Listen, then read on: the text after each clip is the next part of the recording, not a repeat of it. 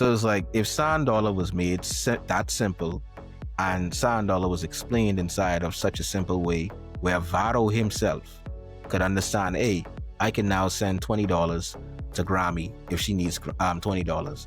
If I need $20 from Grammy, Grammy could send me $20 through my phone immediately, instantly.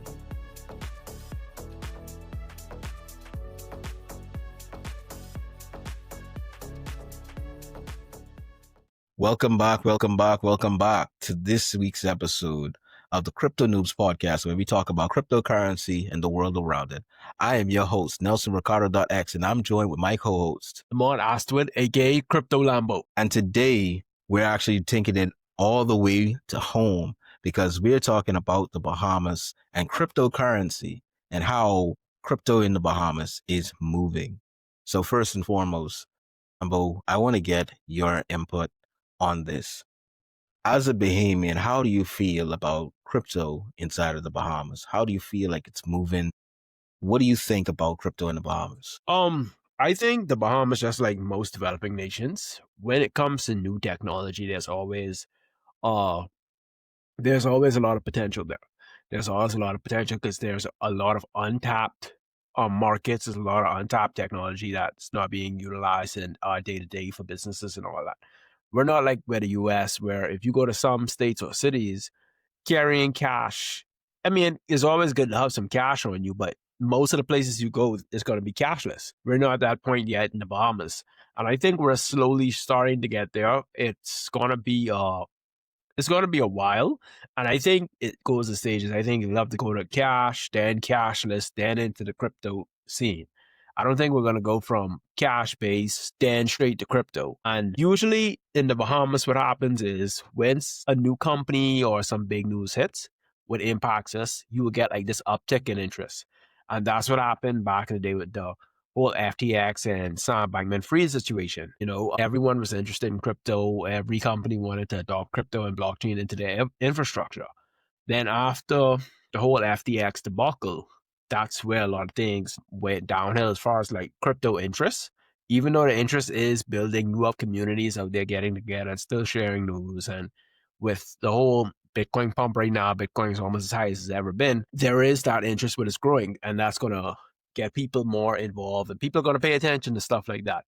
But now I think what the difference between now versus 3-4 years ago is people are going to approach it with much more caution now. And I think that's where educators like us, we have to come in, because ultimately we have to get the education out there for the people, because people want to be educated first before they get into anything that's somewhat risky or they're not too sure about. Mm-hmm.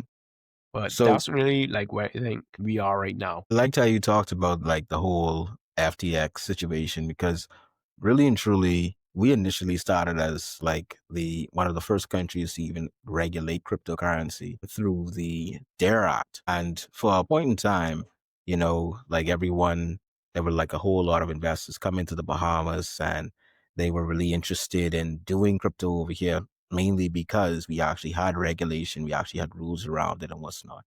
Then unfortunately, the crash happened. That made most of the world kind of look at us with a negative view. And, you know, we still have kind of that staying up to the day. You know, the outside world kind of looked at us a particular way, and then even other Bahamians lost trust within crypto. But I do feel as if nowadays we are starting to get back to that place where, you know, people are getting slowly a little bit more interested in crypto. They're asking more questions. And just as you said, you know, there is still that layer of caution now that they're taking, you know, but I do feel as if that we are slowly building back up. Where do you think the Bahamas stands in crypto compared to places like Dubai and Singapore? Because technically we can be a crypto hub. We can be a crypto hub. We do have the regulations around it. We could actually build the infrastructure, but where do you think we are compared to places like Dubai and Singapore? As far as like us compared to like Dubai and Singapore, yeah, you're right. We were definitely in a position to be the hub. Like if you was to do like a odds meter or percentage odds, we was probably like in the high 90% chance of being the crypto hub, especially the Caribbean or like the Caribbean, Latin Americas. We definitely was in that good position prior to the FTX collapse. Now, when you compare us to Singapore and Dubai, they have adopted crypto and they have adopted a lot of regulation, but it's more so in line with what you will notice is they're actually putting the infrastructure into their business as far as like aggressive business expansion, stuff like that.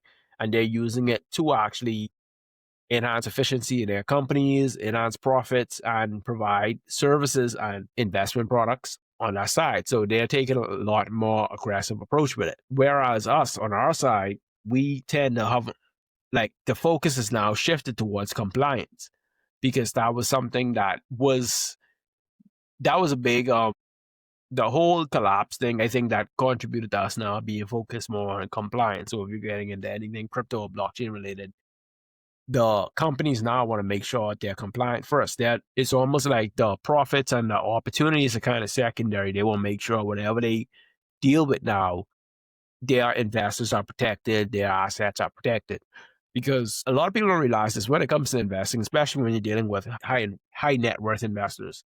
Trust and confidence outbeats performance, believe it or not. Like they would rather protect their money than chase a little extra percentage with their money being not protected. So yeah, that's what I think. I think compared to us, we're more in you could say like almost in a defensive mode when it comes to crypto, whereas Dubai, Singapore, they're more in offense now. They're playing the offensive game. A lot of they might have taken a lot of stuff we had in the DARE Act. They might have taken real world examples from around like the Americas, Europe, stuff like that, and actually applied it to their regulation to enhance their regulation to make it more feasible for business growth over there. They definitely learned from us. I definitely think that they learned from our mistakes. It was not. But what do you think that it would take to actually get more Bahamians into crypto? You got to start with the education. I think the education will be key and paramount. And you got to get to the point where the new generation, especially like the new younger generation who's growing up, they're much more tech savvy. So they'll have more access to learning about crypto and access to using it compared to prior generations. So I think definitely the education will be the key. And it'll be almost like, because the difference is like when you're in high school, they don't really teach you a lot about like investing in stocks and bonds because like our stock and bond market is not that developed. But when you live in like in a global context, investing in crypto, that's a global thing. So everyone needs to learn about that. Every country needs to know that, hey, you could do that because it's easy for everyone everywhere to buy Bitcoin. You see what I'm saying? If I want to buy Apple stock, it's going to be hard for me to do it. Bahamians en masse are not buying Apple stock. They're not buying Amazon stock, but they can buy Bitcoin. So I think it's something that they'll have to be educated on. And I think once you get the education out there, people start learning that, hey, there are investment opportunities, but I just have to approach it in a strategic manner. I think that's a way how it could boost. But yeah. And I think the scene is kind of open, especially like when you have investment companies, probably a company who, once they have their proper regulation and investment products ready, they could probably start to push you have some who have it, but they don't really push it as much, but they can start to push that, hey, we deal with crypto as well. What I want to put a pin on is where you actually talked about the education part, right? And I think that's such an important part about getting more Bahamians into cryptocurrency, right? So I actually just came from like a Wendy's like the other night, and I actually talked to this one young guy. He owns a barber shop. He's doing very well for himself, right? And we actually had a conversation, and I told him about, Bitcoin as this asset that if you were to go and Google it, you could actually see how the returns have been phenomenal. That from it actually first dropped through the years, it's just been consistently gaining value to where it's now being talked about by politicians, by countries, and now trying to create reserves for it and what's not. And he was blown away, and he was like, yo, I really did not know that these types of things exist. And I realized that there really is an educational need for people to understand cryptocurrency. We could actually buy a cryptocurrency and just allow the platform to hold the cryptocurrency, just like how a bank would hold your money. And it would actually gain interest just for you keeping it on the platform. And I'm talking like way higher interest rates, anywhere between 5% and up, you know? And I don't think that we understand the opportunities. And Bahamians might not even think that they could even use cryptocurrency when we have access just like everybody else in the world, you know? So definitely it starts at education. Definitely it starts at actually the awareness. So that does bring me to my next question, like, what do you think about SandDollar? Although we started off as crypto capital Bahamas and was not, we launched the first central bank digital currency, and how that is. Like, what do you think about SandDollar and how people feel about it and all that good stuff? The SandDollar, in my opinion, makes a lot of sense. Now, there is some question on the execution of it.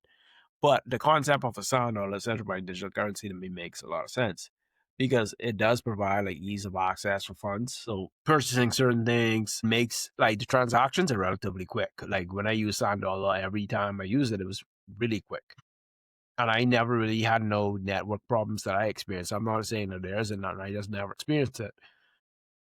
To me, it makes sense. It's just that the only problem was you worked in SandDollar, so there's something that you might be familiar with. There is a question on like where do I spend it? Like that was the only reason I don't really keep a lot of SandDollar on me, is like I'm not sure exactly where I'm going to spend it, because to be honest, quite frankly, I'd probably rather use SandDollar than cash or use my card sometimes, because that'll probably help you set a certain budget and say like I'm using this for X. So I think the idea of a SandDollar, like basically the concept makes a lot of sense, but there are certain logistics behind it that still I think might have to be worked out.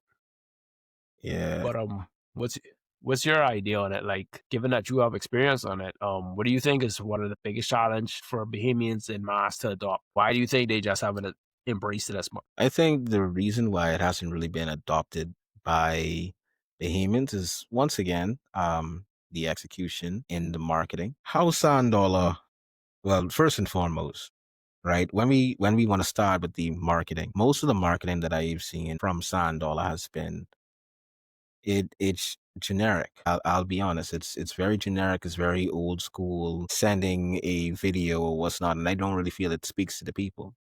And then on top of that too, is like when I've seen like SandDollar events, I'm seeing SandDollar events at particular places where there are lots of people, mind you, but there's a certain audience that SandDollar is supposed to be built for, and then there's a certain audience that they target. You feel me?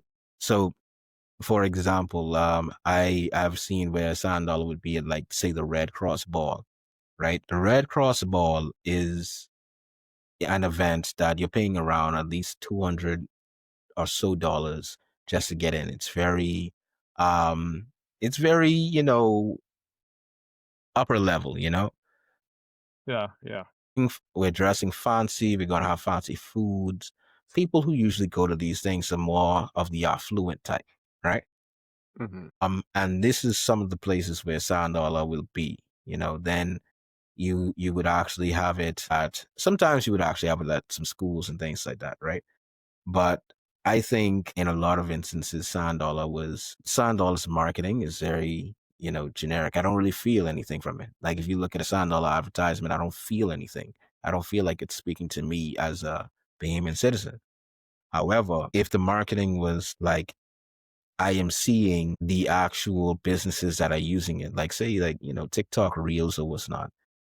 The marketing nowadays has shifted to where you want things to feel very real, very personal, very personalized, right?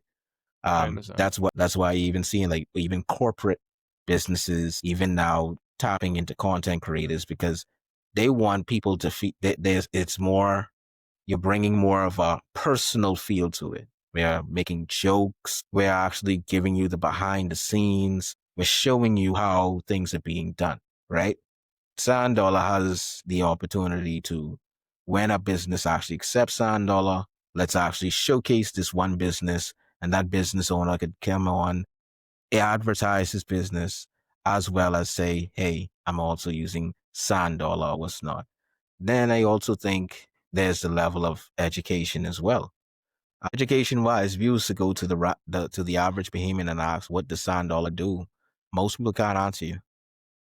If you ask, okay, what is the benefit of SandDollar? Most people can't answer you. So it comes from also that perspective of, is this being communicated well? And to what audience? I think personally, right, if I had to create an audience for SandDollar, I use this particular scenario, right? I'm trying to think of the most average Bahamian ever. I'm thinking of somebody named Vado who lives in Bean Town, sits up on his porch all day drinking a collect. Vado is the most average of the average Bahamians ever, right? Vado, when Vado can understand, I'm talking Vado probably didn't even graduate from high school. When we get to a place that Vado could understand SandDollar to a point where he could use it just like WhatsApp. WhatsApp is a very technologically savvy app, but the thing is, we use WhatsApp on a day-to-day basis. WhatsApp is just WhatsApp to us, but it has a lot of different features, a lot of different perks that the average Bahamian knows about. So it's like, if SandDollar was made that simple, and SandDollar was explained inside of such a simple way where Vado himself could understand, hey, I can now send $20 to Grammy if she needs $20. If I need $20 from Grammy, Grammy could send me $20 through my phone immediately, instantly. And I know I'll get that $20 to my phone, and then I could actually go to a restaurant and just either ping them the $20, just like sending a WhatsApp text, or put up my QR code and scan it, basically. Yeah, scan their QR code or what's not, and be able to pay, right? If that was marketed to Vado to where Vado understood how to use the system, I think more Bahamians would be on it. I think that when it came to SandDollar, there was a lot that could be done. There was a lot of great ideas. And then the next thing is where do you spend it?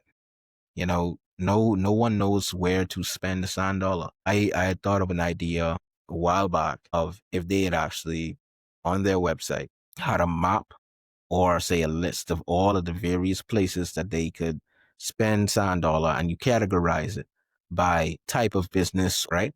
And then even probably like a virtual map. This is what I liked. Yeah. Have a virtual map that shows different restaurants that I could use SandDollar, different entertainment places where I could use SandDollar, different organizations, nonprofit organizations where I could use SandDollar, and I could filter through this map and immediately find, hey, the Domino's on Carmichael Road accepts SandDollar. Now I know where I could use my SandDollar to make a purchase, because I want to use my SandDollar for food. And it's just these simple, small things that get people to want to actually, adopt it, try it out, and use it. Then finally, I would just say the business owners. The final thing I would just say is just the business owners. The business owners was waiting for the people to use it. The people were waiting for the business owners to use it. And I think the main problem was that we as Bahamians needed to see more Bahamians using it. We needed to see that from our social media marketing. We needed to see that.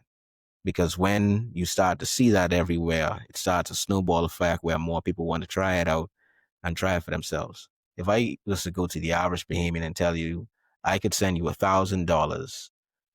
I'm in Nassau, you're in Abaco. I could send you $1,000 right here, right now, and I'll reach you in a split second. And then right from that $1,000 that's been sent to your phone, not your wallet or your debit card, but to your phone, now you could actually start to spend $1,000. That's easy. That's easy. Yeah, that makes sense. Like I say, yeah, the execution part of it does leave some questions, but the idea and the concept behind it, I think, makes a lot of sense, because like you just gave the example with sending the money to another family island. What that kind of does is like, okay, we don't necessarily need banks to transfer money as much, like do online banking as much if we have SandDollar, because now, regardless of the bank we use, we can just transfer money between our phones. And to me, that's a huge benefit, and that's a huge way to is a big benefit. Something very efficient. So For yeah, there lower are some fees as things I well. think. Yeah, For yeah, low that's low another thing. fees as well. You're Yeah. saving money. I think SandDollar was an excellent idea. Just the execution could have been done better. The execution could have been done better. But now, where we are, we've gotten to this place now that when we have the conversation around CBDCs, we see how CBDCs have been doing around the world. I think Europe still plans on dropping their CBDC, the digital naira, the African CBDC. Unfortunately, a Yeah, lot I of think them aren't that's the for e-naira. Nigeria, if I'm not mistaken. Yeah, Is that for Nigeria? yeah, that particular C isn't doing as well. And then Trump just dropped the Genius Act talking about how they are not going to be doing anything with CBDC. So that brings me to another question. Why not stablecoins? Like why not a Bahamian stablecoin? That's a good question. But when you're talking about a stable coin, do you mean will the government issue it, or would it be a private company? I think either could actually happen. I think the government doesn't need to issue any more coins. The reason I ask that is because when you have a private company versus the government, the reality is people will trust the government more with their funds than a private company. Especially if you have people who are not known, or entity that hasn't had a long track record in the Bahamas. When you're dealing with especially a lot of reserves in the Bahamas, and you're dealing with a lot of people's cash, unless they fall under some serious regulation, and I'm talking about to the point of regulation where their reserves are visible to regulatory bodies almost at all times, I think that might create a conflict of interest and lack of trust. Whereas if you have a government, and a lot of people, they say, all right, I'm not trying to deal with the government, blah, blah. The reality is there's a reason why government bonds and stuff like that are almost 100% guaranteed, because people trust governments. That's just the reality. I hear you, and I think that the best case scenario would be it has to be quasi. Let me tell you why I say that, right? Because although I definitely understand and respect that people will automatically trust the government, right? I also think that some sort of a private entity would have to play a part within it, because I think that execution is very important. And unfortunately, when you think about government, their execution is very slow. Like, as you know, you already didn't know. So for the viewers, I actually used to work for the central bank. I actually used to work with the SandDollar project. And the thing when you go corporate, right, there's a whole lot of corporate is a machine. So there's a whole lot of decision makers. There's a whole lot of different things going through the pipeline and what's not, which is understandable.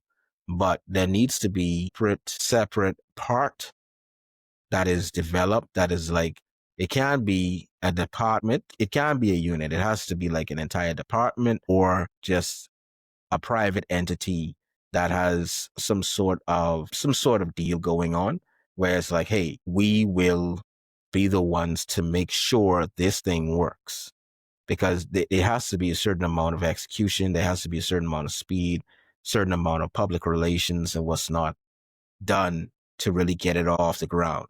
I feel as if the Bahamas were to actually create a stable coin, that would actually really be huge, because not only, so although SandDollar is good, instant payments, way lower fees, your money is portable, it's basically on your phone, right? And it's secure and it's inclusive. You get all of that, but you have the added benefit of now you could actually take in monies from outside of the Bahamas as well. Yeah. The limit of SandDollar,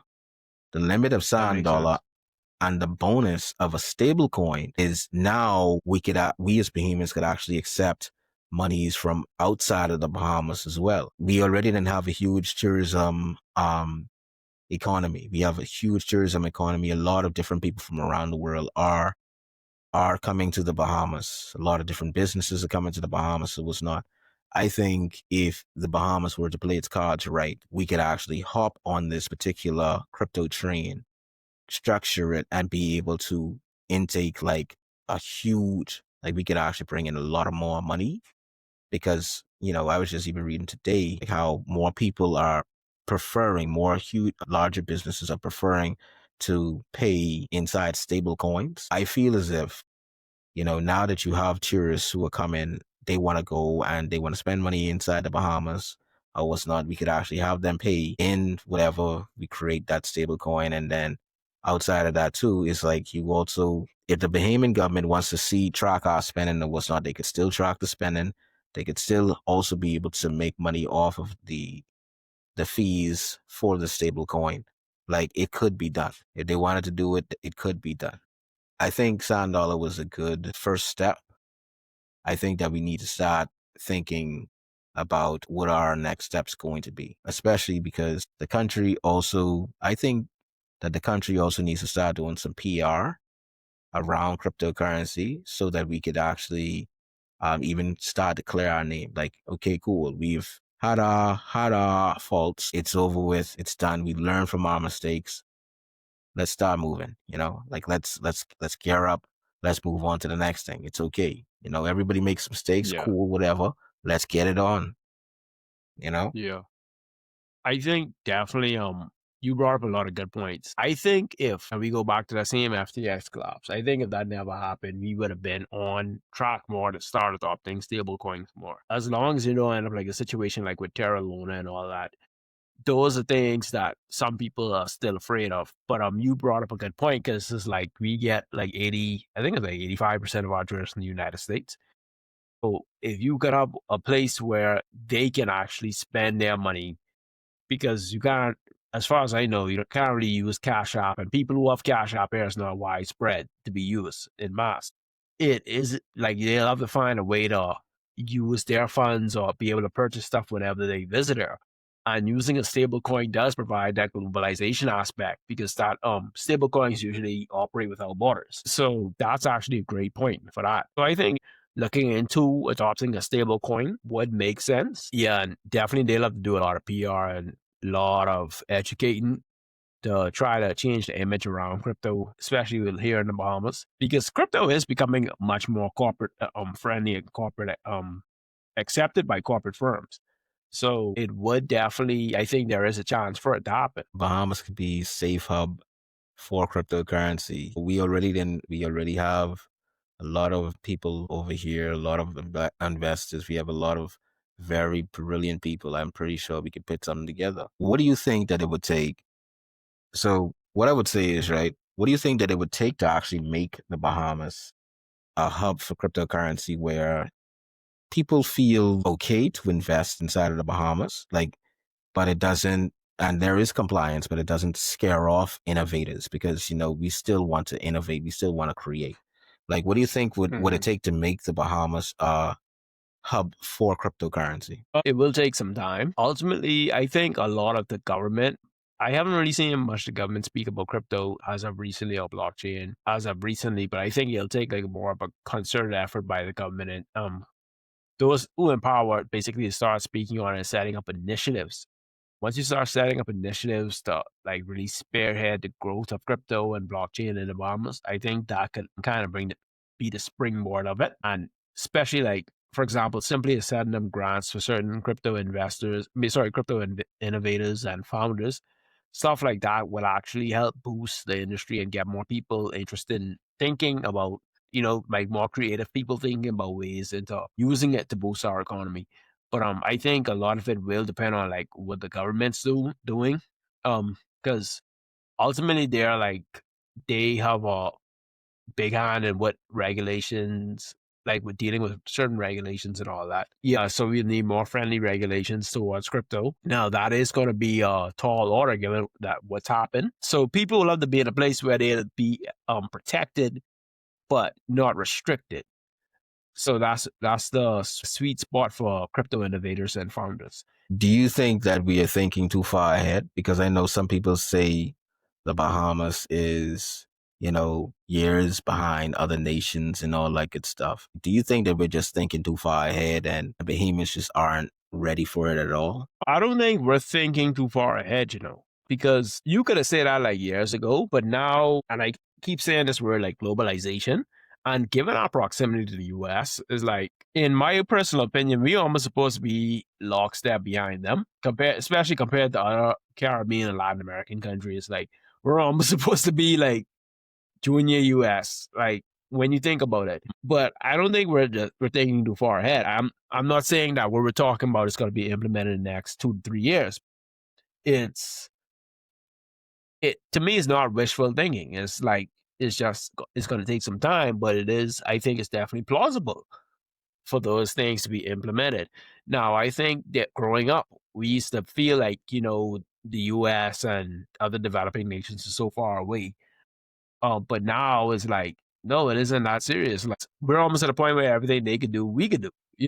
And it's going to continue to get like that over time. And I think that gap is going to start to close. Hopefully, it's going to start to close more. So I don't think we're thinking too far ahead, because trust me, if the US is at level, let's say they're at step 50, we should be at, step 40. Even other countries, they might be at step 35. We need so that's kind of like how I view it. I don't think it's wishful thinking on our part, or we're just thinking too far ahead. Like, this isn't the Jetsons we're talking about. Like, this isn't, You know what I you think? know. I think that we are already there, but I think that a lot of people just don't believe that we could do it, or a lot of people just still need to be educated on it. I think that we as a nation could really do it, but it definitely takes education, execution, and exposure. I think once people are exposed to it, they are educated about it, and they are aware of what is possible, I think that everything would just come together as it needs to, because people are still very much unaware of the power that could be theirs. But let me ask this question now. If you had to imagine the Bahamas in 5 years, and now we have full crypto integration, right? What does that look like to you? What does a crypto friendly, crypto integrated Bahamas? I'm not just talking about we are just getting these foreign investors coming into the Bahamas to invest in, say, crypto was not. I'm not just talking about them. I'm talking, no, we as Bahamians are actually using crypto on a day-to-day basis. We are actually building our own crypto-based businesses. We are accepting crypto inside of our business as a form of payment. What does that look like to you? Like, describe the Bahamas in 5 years with full crypto integration. I think definitely it'll be an improvement. I can't give you like a full detail of what I envision, but I think it'll definitely be improvement. I think the banks will actually have kind of a benefit, because they'll start opening their own crypto arms and crypto wings. So I don't think it'll be like they're gonna be completely shut out. I think they'll start to take over the industry, because it'll be hard to compete with them and their money. But yeah, and I can see definitely more that providing also more opportunities for people who want to work in that space, or who want to learn how to apply their skills and knowledge based in that space. I think that'll definitely help them out. It'll definitely make payments easier. It'll probably help keep track also of funding and like the economy, how money moves. Because instead of when you have to make like official reports, now you can just go on the blockchain and just track the movements and say like, all right, X amount was spent, blah blah blah, this much was transferred, blah blah blah, is all right there. So I think that would actually be help as far as like keeping track of monetary activity in the Bahamas. I think that would be a good aspect of it. Somewhat regulators and the government probably could consider. But yeah, that's just a few things. There's a lot of other things I could talk about when it comes to if we have full crypto integration. What about you? I could see we have Bahamian builders. I could see a whole new wave of Bahamian entrepreneurs, especially Bahamians who integrate both blockchain technology, AI, and crypto. I could see a whole new wave of Bahamian entrepreneurs.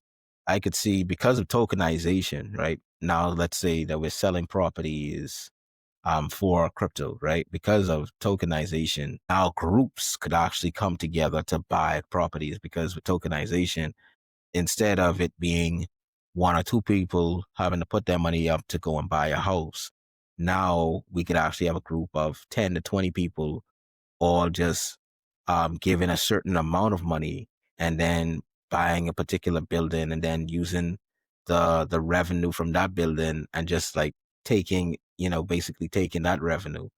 I could see where how the Bahamas is an archipelago, be able to transfer money all across the land, because remember, some islands don't have banking.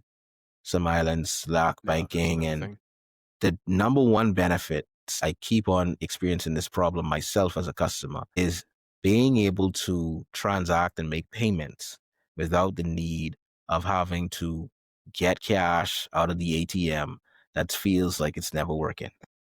The ATM that feels like it's never working, or always temporary closed for whatever reason. Being able to now have your money inside a digital sense where I could just go scan and pay, or just go and basically send payment like a WhatsApp message. Feel like, once again, for entrepreneurs, it's going to be a big deal. For the average regular person, that's going to be a big deal. It's huge to be able to send your Grammy $500, who's in Abu, instantly for low fees. Yeah. The world is our oyster, the world is our oyster. If we are to integrate it, it's much more regulation, it's much more insight as to how our money is moving. It would be much lower fees other than these banking fees, where it takes 1 to 2 days if you are transferring money with different banks versus instant payments.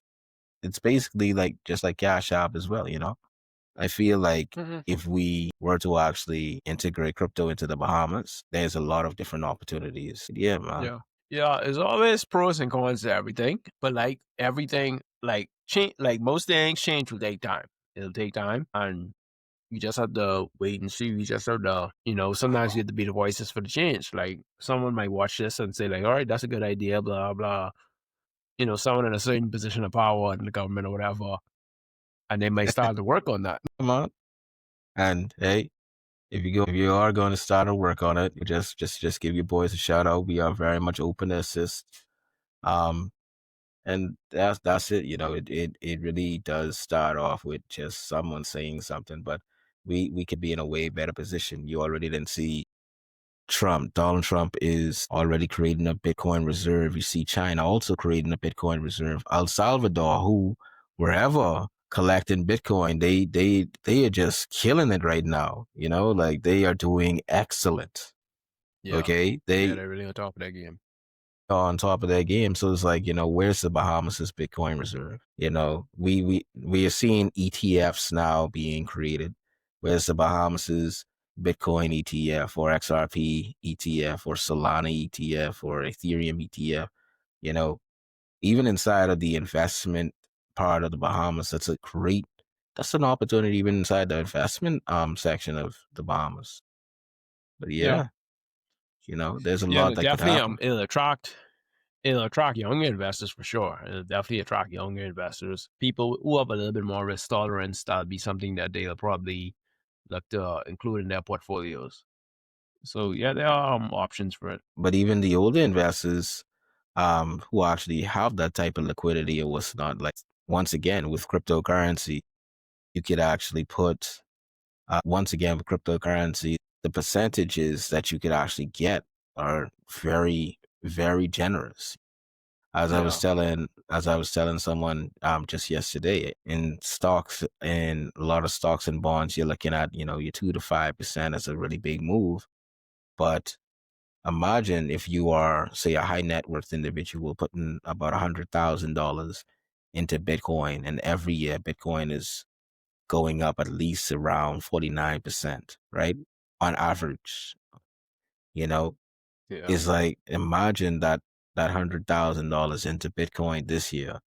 Literally, last year, Bitcoin, let's say last year around, let's say October, November, Bitcoin was at $70,000 per Bitcoin. And currently, it's about a year later. Now, although it has gone down, we actually hit a year all-time high of $124,000. Imagine we are almost doubled, and that's just Bitcoin. This isn't even one of the smaller coins with even more growth. That's Bitcoin who's actually moving slow. So even with the older investors, it's like, hey, learn about crypto, possibly take the risk. If you need guidance, CryptoNoobz is always here, But that would be the end of our podcast for tonight. Once again, Lamont, thank you so much for joining. And to all of you, to our great audience, we thank you once again for joining with us. We are dropping an episode every week, Thursdays at 8. We encourage you to watch all the different episodes as we continue to educate about cryptocurrency, and we talk about specific topics within the cryptocurrency area. We even have more things coming, so stay tuned. And with that, you guys have a great night.